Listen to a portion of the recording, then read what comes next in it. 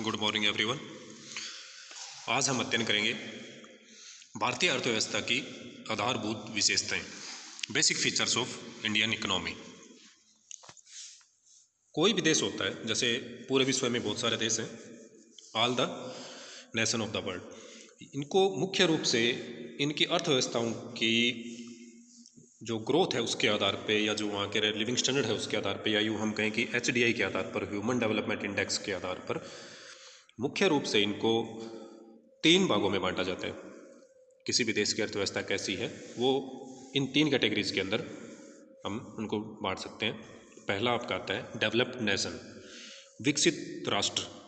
ये वो राष्ट्र होते हैं जहाँ की राष्ट्रीय आय अधिक होती है, जहाँ की HDI रैंक ज़्यादा होती है, जहाँ आधारभूत सुविधाएँ पूर्ण होती हैं, इकोनॉमिक ग्रोथ है वो ज़्यादा होती हैं। दूसरे आते हैं अंडर डेवलप्ड नेशन, अल्प विकसित देश या पिछड़े हुए देश हम जिनको कह सकते हैं, जहाँ की राष्ट्रीय आय या प्रति व्यक्ति आय कम होगी, वहाँ के ह्यूमन डेवलपमेंट इंडेक्स कम होंगे, अशिक्षा होगी, बेरोजगारी होगी, ये सारे सिम्टम्स वहाँ देखने को मिलते हैं। और तीसरे तरह के देश आते हैं डेवलपिंग नेशंस, यानी विकासशील राष्ट्र। ऐसे राष्ट्र जो ना तो विकसित हैं और ना ही विकसित या अल्प विकसित हैं, जो विकसित राष्ट्र बनने की ओर अग्रसर हैं, जिनमें जो राष्ट्रीय आय है वो मीडियम है, ना ज़्यादा है ना कम है, ग्रोथ रेट भी उनकी स्टैंडर्ड है, HDI रैंक में भी वो एवरेज प्लस रहते हैं, तो वो कहलाते हैं आपके डेवलपिंग नेशन या विकासशील राष्ट्र।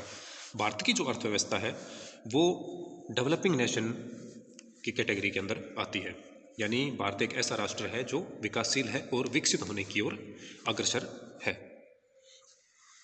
अब हम इन विशेषताओं के आधार पर अब हम आगे अध्ययन करेंगे कि भारतीय अर्थव्यवस्था की आधारभूत या मूलभूत विशेषताएं क्या है, यानी बेसिक फीचर्स क्या हैं इंडियन इकोनॉमी के। उनको अलग अलग पॉइंट्स में बांट के आज हम अध्ययन करेंगे। वो एक भारतीय अर्थव्यवस्था की छवि हमारे सामने प्रस्तुत करेंगे। तो 1 बाय 1 हम इन टॉपिक्स का आज अध्ययन करेंगे। स्टार्ट करते हैं। पहला आपका आता है विकासशील अर्थव्यवस्था, डेवलपिंग इकोनॉमी, जो आपको अभी समझाया गया है कि हमारा देश कैसा है, विकासशील राष्ट्र है जो विकसित होने की ओर अग्रसर है। दूसरी इसकी विशेषता जो आती है वो है कृषि प्रधान अर्थव्यवस्था, प्रीडोमेंशियल ऑन एग्री इकोनॉमी, यानी आज भी हमारे देश की 60% से अधिक पॉपुलेशन डायरेक्ट और इनडायरेक्ट रूप से कृषि के ऊपर डिपेंडेंट है। हालांकि अगर हम GDP के संबंध में बात करें तो इससे बहुत कम परसेंटेज के रूप में जो हमें उत्पादन मिलता है उसके रेशियो के रूप में तो कम मिलता है, लेकिन पॉपुलेशन की अगर हम बात करें तो हमारी जो अर्थव्यवस्था है वो क्या है, कृषि प्रधान अर्थव्यवस्था। अगर हम इसको कहें तो कोई अतिशयोक्ति नहीं होगी। हालांकि राष्ट्रीय आय में तो इसका योगदान लगभग 20% के आसपास रहता है, लेकिन पॉपुलेशन का जो पार्ट है वो लगभग 60 से 70% के ये डायरेक्ट और इनडायरेक्ट रूप से उसको एम्प्लॉयमेंट या हम कहें कि जीविकोपार्जन का आधार उपलब्ध करवाती है। तो इसकी दूसरी विशेषता है भारतीय अर्थव्यवस्था कृषि प्रधान अर्थव्यवस्था है। तीसरी विशेषता के रूप में इसका आता है जनसंख्या में विस्फोटक वृद्धि, पॉपुलेशन एक्सप्लोजन। हमारे यहाँ पे क्या है, जनसंख्या वृद्धि दर बहुत अधिक है। हम दूसरे बड़े राष्ट्र हैं पॉपुलेशन के मामले में पूरे विश्व के अंदर, और जल्द ही हम 1 नंबर पे आने जाने पर अगर हम एक अच्छी जनसंख्या नीति एडॉप्ट नहीं कर पाएंगे तो लोगों की संख्या क्या है, ज़्यादा है। हालांकि हमारी जो पॉपुलेशन है वो क्या है कि यंग पॉपुलेशन ज़्यादा है, कार्यशील जनसंख्या हमारी ज़्यादा है, जो 15 से 60 की एज के ग्रुप के होते हैं वो इसमें ज़्यादा है। अगली जो विशेषता इसकी है वो है दोहरी प्रकृति की अर्थव्यवस्था, ड्यूल नेचर ऑफ इकोनॉमी। दोहरी प्रकृति से यहाँ से क्या है कि एक तरफ तो हमें विकास देखने को मिलता है, राष्ट्रीय आय प्रति व्यक्ति अधिक देखने को मिलती है, पढ़े लिखे लोग मिलते हैं, टेक्नोलॉजी वाले लोग मिलते हैं, पाश्चात्य संस्कृति को फॉलो करने वाले मिलते हैं। दूसरी तरफ जब हम देखते हैं तो हमें एक ग्रामीण क्षेत्र मिलता है जहाँ आधुनिकता की कमी है, शिक्षा का अभाव है। तो ये एक दोहरी प्रकृति की अर्थव्यवस्था हमें देखने को मिलती है। अधिकांश लोगों के पास सुविधाओं का क्या है, अभाव है, और कुछ लोग ऐसे भी हैं हमारा राष्ट्र जिनके पास अधिकांश सुविधाएं उपलब्ध है। यानी एक बात बोली जाती है भारतीय अर्थव्यवस्था के संबंध में कि 20% लोगों के पास 80% जो धन है वो है, और 80% लोगों के पास बाकी का 20% धन में वो जीविकोपार्जन करते हैं। तो ये है भारतीय अर्थव्यवस्था की अगली विशेषता, दोहरी प्रकृति या dual nature of economy. Next 5 number point इसका आता है, वो है आपका प्रति व्यक्ति निजी आय, low per capita income. Per capita income क्या होती है कि जितनी आपकी राष्ट्रीय आय है उसमें जब आप पॉपुलेशन से उसको डिवाइड करते हो, यानी ग्रोस जो आपकी टोटल जो इनकम है आपके राष्ट्र की, उसको आप पॉपुलेशन से या जनसंख्या से डिवाइड करते हैं तो आपके पास प्रति व्यक्ति आय आती है। भारत के संबंध में जो प्रति व्यक्ति आय है वो क्या है, नीची है। राष्ट्रीय आय कहते हैं या प्रति व्यक्ति आय कहें तो उसका स्तर क्या है, नीचा है। अगर हम बात करें 1950-51 की तो मात्र 255 रुपये प्रति व्यक्ति आय थी। हालांकि इसमें क्रमशः वृद्धि देखने को हमें मिल रही है और ये वर्तमान में नियर अबाउट लाख रुपए के आसपास प्रति व्यक्ति हो चुकी है। हालांकि विकास इसमें अगर हो रहा है तभी तो इसको विकासशील अर्थव्यवस्था बोला गया, लेकिन अभी भी विकसित राष्ट्रों की तुलना में हमारी प्रति व्यक्ति जो आय है वो बहुत कम है। अगली जो विशेषता है भारतीय अर्थव्यवस्था की वो है औद्योगिक पिछड़ापन, इंडस्ट्रियल बैकवर्डनेस। आज भी जो औद्योगिक ढांचा है रोजगार के संबंध में वो बहुत ही कम हिस्सा उपलब्ध करवा पाता है। जैसा कि आपको पहले के पॉइंट में बताया गया कि आज भी मेजर पॉपुलेशन रोजगार के लिए किस पे डिपेंडेंट है, आपकी एग्रीकल्चर पे, जबकि औद्योगिक सेक्टर है जो हमारा द्वितीयक क्षेत्र है वो ज़्यादा बढ़िया होना चाहिए ताकि हमारी अर्थव्यवस्था ज़्यादा बढ़े, हमारे उद्योग ज़्यादा बढ़ेंगे, ज़्यादा रोजगार मिलेगा, हमारे एक्सपोर्ट बढ़ेंगे, हम सेल्फ डिपेंडेंट होंगे। लेकिन हमारे यहाँ पर जो इंडस्ट्रियल बैकवर्डनेस हमें देखने को मिलती है, हमारे उद्योग आज भी लघु और कुटीर टाइप के हैं। हम टेक्नोलॉजी के मामले में आज भी विदेशों के ऊपर निर्भर है और जो हमारा विकास है वो भी क्या है, असंतुलित है।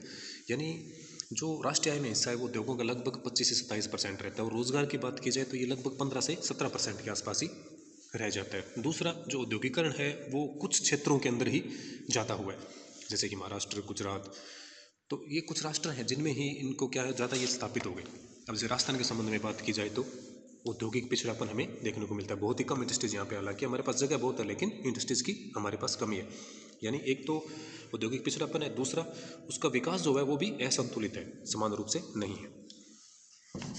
अगली जो विशेषता है वो है आपकी आय धन के वितरण में असमानता, inequalities in income and wealth distribution. यानी कि जो आपको बताया गया कि हालांकि भारत के संबंध में बात बोली जाती है कि एक धनी राष्ट्र है जहाँ निर्धन लोग निवास करते हैं, यानी हमारे पास संसाधन तो बहुत है लेकिन उनका डिस्ट्रीब्यूशन क्या है, सही नहीं है। यानी केवल 20% लोगों के पास 80% जो टोटल संसाधन है उनका हिस्सा है और बाकी जो 80% लोग हैं उनके पास 20% ही जो हम इनकम कहें या संसाधनों पर उनकी भागीदारी कहें उनकी, वो बहुत कम है। यानी जो डिस्ट्रीब्यूशन इनका है वो बहुत ज़्यादा है, जिससे हमें इसमें बेरोजगारी, गरीबी, एक आर्थिक बड़ी खाई हमें देखने को मिलती है। नेक्स्ट आपका आता है व्यापक बेकारी एवं गरीबी, wide spread of unemployment and poverty. यानी एक तरह से निर्धनता का कुचक्कर सा देखने को मिलता है। गरीबी के बारे में एक बात बोली जाती है कि गरीब इसलिए गरीब है क्योंकि वो गरीब है, क्योंकि उसके आय कम होती है, आय कम होने के कारण उसकी वो अच्छी चीज़ें नहीं परचेज कर पाएगा, स्वास्थ्यवर्धक फूड्स नहीं खा पाएगा, उसके पास मेडिसिन की कमी रहेगी, धीरे धीरे वो बीमार होने लग जाएगा, बीमारी से उसके फिर खर्चे बढ़ने लग जाएंगे, आय उसकी पहले ही कम है, तो यानी वो एक तरह से गरीबी के कुचक्कर में रहता है, देखने को मिलता है। और बेरोजगारी भी हमारे यहाँ पे क्या है, ज़्यादा है। क्यों? क्योंकि हमारे यहाँ पे औद्योगिक विकास नहीं हुआ है। आज भी पॉपुलेशन किस पे ज़्यादा डिपेंडेंट है, एग्रीकल्चर के ऊपर। और एग्रीकल्चर जो है वो एक परिवार के समस्त सदस्यों को रोजगार देने में सक्षम नहीं होती है। उसका जो प्रोडक्शन होता है उसके सामने वो पूरे परिवार का रोजगार नहीं दे पाती है। तो फिर जब हमें रोजगार बढ़ाने हैं तो औद्योगिक क्षेत्र का विकास करना पड़ेगा, और हमारे यहाँ पे क्या औद्योगिक पिछड़ापन है, तो हमें बेरोजगारी जो है वो देखने को मिलती है, या फिर हम कहें कि अर्ध बेरोजगारी। लोगों को रोजगार तो मिलता है लेकिन पूरे साल भर या के हिसाब से नहीं मिलता। यानी मौसमी बेरोजगारी देखने को मिल सकती है हमें, छिपी हुई बेरोजगारी, लोग दिखते हैं कि रोजगार में लेकिन रोजगार में नहीं है। अब छोटी खेती होती है उसके अंदर पूरा परिवार लगा हुआ है, लेकिन उस परिवार में से अगर 4 सदस्य हटा भी दी जाए तो भी उसके प्रोडक्शन पे कोई नहीं फर्क पड़ेगा। तो इस तरह से वो क्या होती है, छिपी हुई बेरोजगारी, वो रोजगार में है लेकिन उनका कोई आउटपुट नहीं है। हालांकि इनके लिए अलग अलग योजनाएं बनाई गई है, समय अनुसार चल भी रही हैं, उससे काफ़ी सुधार भी हमें देखने को मिल रहा है। नेक्स्ट आपका आता है पूंजी निर्माण की धीमी गति, लो रेट ऑफ कैपिटल फॉर्मेशन। पूंजी क्या होती है, धन का वो भाग जो अधिक धन कमाने के काम आता है। अधिक धन कैसे कमेगा, जब इन्वेस्टमेंट बढ़िया होंगे, इंडस्ट्रीज बढ़िया होंगी, टेक्नोलॉजी बढ़िया होगी, हमारे एक्सपोर्ट बढ़िया होंगे, इन चीज़ों से इनमें हम थोड़े पीछे चल रहे हैं। तो पूंजी निर्माण की दर भी क्या है यहाँ पे, धीमी देखने को मिलती है। यानी पूंजी निर्माण की जो दर है वो विकसित राष्ट्रों में अगर हम बात करें तो वहाँ हमें 35 से 45% तक मिलती है, जबकि भारत के संबंध में अगर बात की जाए तो ये 30% के नियर अबाउट ही रह पाती है। तो पूंजी निर्माण की दर क्या है, बहुत कम है। नेक्स्ट आपकी जो आधारभूत विशेषता है भारतीय अर्थव्यवस्था की वो है मिश्रित अर्थव्यवस्था, मिक्स्ड इकोनॉमी। यानी हमारे यहाँ पर जो नीतियाँ बनाई गई हैं या हमारे जो देश की अर्थव्यवस्था है वो मिश्रित अर्थव्यवस्था, यानी यहाँ पर समाजवाद और पूंजीवाद दोनों का मिक्स रूप हमें देखने को मिलता है। हमारे यहाँ पे ना तो पूरी तरह से पूंजी क्षेत्र को आ जाती है और ना ही पूरे समाजवाद को। कुछ क्षेत्रों जो है जो राज्य के लिए या केंद्र के लिए रिजर्व रखे गए हैं और कुछ क्षेत्रों को प्राइवेट सेक्टर के हिसाब से भी छोड़ा गया, यानी मिक्स्ड इकोनॉमी। हमारी अर्थव्यवस्था जो है वो मिक्स्ड इकोनॉमी की सारी विशेषताएं लेकर चलती हैं।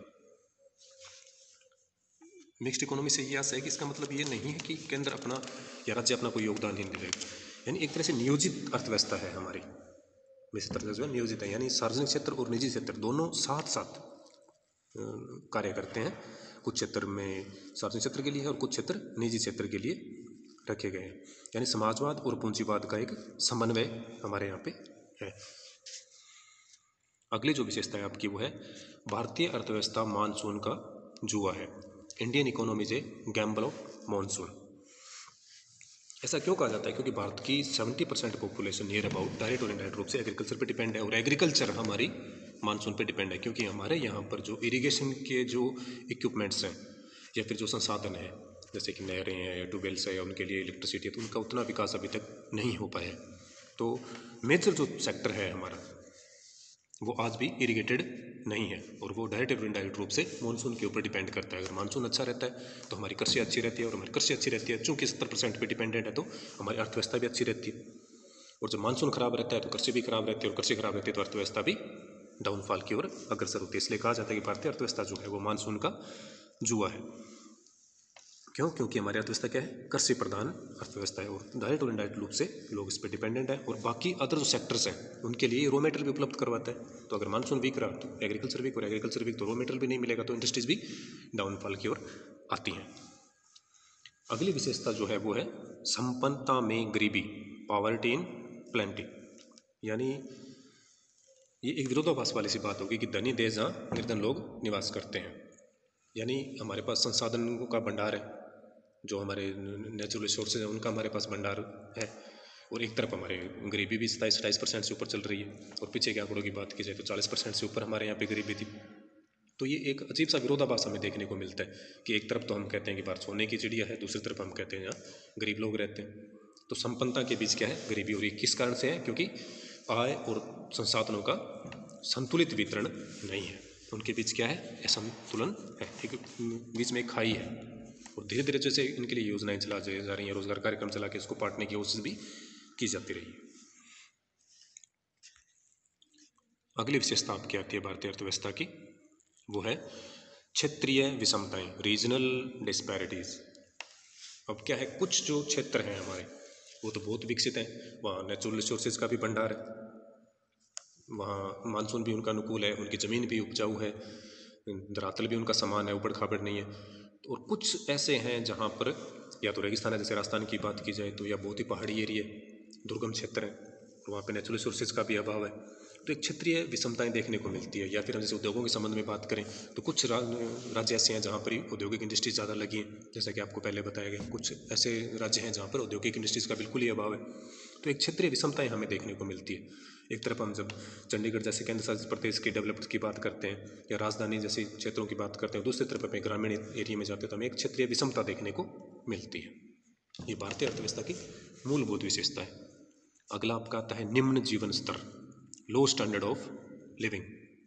मेनली जो होता है ये HDI के आधार पर फाइनल किया जाता है, ह्यूमन डेवलपमेंट इंडेक्स के आधार पर। इसके अंदर हम शिक्षा, स्वास्थ्य, जो आपकी आय है वो, जो आपकी परचेजिंग पावर है, इन सब के एक आधार पे एक बास्केट बनाई जाती है जिसके आधार पे जीवन स्तर का स्टैंडर्ड फाइनल किया जाता है। इसकी अलग अलग रैंकिंग दी जाती है। एक रैंकिंग जो होती है वो सबसे बढ़िया मानी जाती है और 0 की तरफ आता है क्रम से उस देश की अर्थव्यवस्था अविकसित या अविकसित कैटेगरी की मानी जाती है और जीवन स्तर भी डाउन माना जाता है। भारत जो HDI के रैंक में है वो एवरेज प्लस प्रदर्शन कर रहा है और इसके पीछे की जो वैल्यू है 0.6 के नियर अबाउट रहती है। फिर भी हमें और ज़्यादा इसमें सुधार की आवश्यकता है। अभी भी जीवन स्तर क्या है हमारा, निम्न है। अगली विशेषता जो आपकी आती है वो है आर्थिक उदारीकरण और वैश्वीकरण की ओर बढ़ती अर्थव्यवस्था। यानी कि 1991 के बाद की अगर बात की जाए तो जो आर्थिक उदारीकरण का दौर शुरू हुआ था, हमारी अर्थव्यवस्था एक वैश्वीकरण के लिए खोल दी गई थी और जो गवर्नमेंट का जो प्रतिनिधित्व था उसको धीरे धीरे क्या किया गया था, कम किया गया था। बाहर की कंपनियां हमारे देश में लग सकती हैं, प्राइवेट सेक्टर को बढ़ावा दिया गया, हमारी अर्थव्यवस्था को खुली अर्थव्यवस्था बनाया गया और हमारी अर्थव्यवस्था खुद पर डिपेंडेंट होने की बजाय वैश्वीकरण की ओर बढ़ती हुई अर्थव्यवस्था है। तो भारतीय अर्थव्यवस्था क्या हुई आपकी, आर्थिक उदारीकरण और वैश्वीकरण की ओर बढ़ती अर्थव्यवस्था है। नेक्स्ट आपका आता है अनएक्सप्लोर्ड नेचुरल रिसोर्सेज। हमारे यहाँ पे क्या है, जो संसाधन है प्रकृति के दिए हुए, जो नेचुरल रिसोर्सेज हैं, उनको अभी तक पूरी तरीके से उनका विदोहन नहीं हुआ है, और विदोहन हुआ है तो वो भी उनको से यूज़ नहीं किया जा सका है। मोस्टली हमारे यहाँ पे जैसे अगर हम ऑयल रिफाइनरीज की बात करें तो हमारे पास प्रचुर मात्रा में भंडार है, लेकिन आज भी हमारे पास उनको रिफाइन करने की इंडस्ट्रीज उतनी विकसित नहीं हो पाई है। और हम क्या करते हैं कि हम सबसे ज़्यादा ऑयल परचेज भी करते हैं और सबसे ज़्यादा हम ऑयल एक्सपोर्ट भी कर रहे हैं, लेकिन हम ऑयल एक्सपोर्ट करते हैं वो बिल्कुल रॉ फॉर्म में करते हैं, जिसके कारण हमें उसकी ज़्यादा वैल्यू नहीं मिल पाती है। और जो हम परचेज करते हैं वो रिफाइन में करते हैं, इसलिए हमें उसको ज़्यादा पेमेंट करना पड़ता है। तो हमारे पास नेचुरल रिसोर्सेज तो हैं, लेकिन हमने क्या नहीं किया, उनका पूरे तरीके से एक्सप्लोर नहीं किया है उनको। ऐसे ही अगर बिहार की, झारखंड के इधर की बात की जाए तो यहाँ पे नेचुरल रिसोर्सेज प्रचुर मात्रा में है, कोयले की बात की जाए या लोहे की बात की जाए, लेकिन उनका या तो सही तरीके से उनको एक्सप्लोर नहीं किया गया, या किया गया तो वो भ्रष्टाचार के शिकार हुए हैं। तो हमारे पास नेचुरल रिसोर्सेज तो बहुत हैं, लेकिन उनको प्रॉपर एक्सप्लोर नहीं किए जा रहे।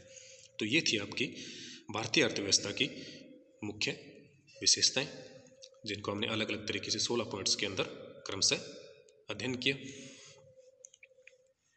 नेक्स्ट लेक्चर में हम इसके देखेंगे कि ऐसा क्यों है और इसको सुधारने के लिए क्या किया जा सकता है। आज के लिए इतना ही। Thank you.